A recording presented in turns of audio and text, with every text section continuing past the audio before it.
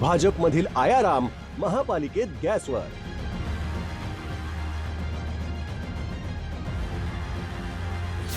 भाजपच्या खेळीनं इच्छुक हवालदिल.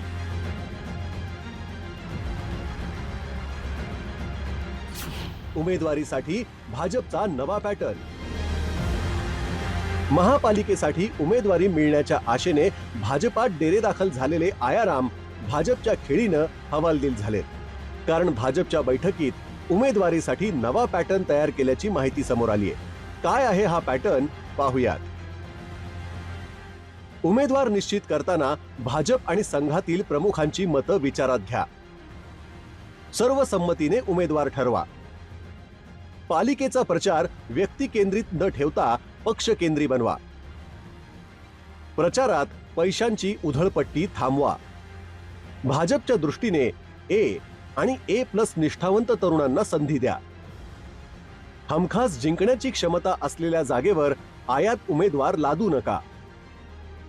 विजयाचा विश्वास आहे पण 100% खात्री नाही अशा जागांसाठी आयारामांचा विचार. एकाच घरात 2 किंवा त्यापेक्षा जास्त तिकीट देऊ नका. खरं तर गेल्या काही दिवसात राज्यात महाविकास आघाडीतलेच नाही तर शिंदे सेना आणि अजित पवारांच्या राष्ट्रवादीतले अनेक नेते भाजपामध्ये दाखल झाले. मात्र आता एकाच कुटुंबातील 2 जण इच्छुक आहेत. मात्र भाजपच्या नव्या रणनीतीमुळे भाजपामध्ये प्रवेश केलेल्यांचं टेन्शन वाढलंय.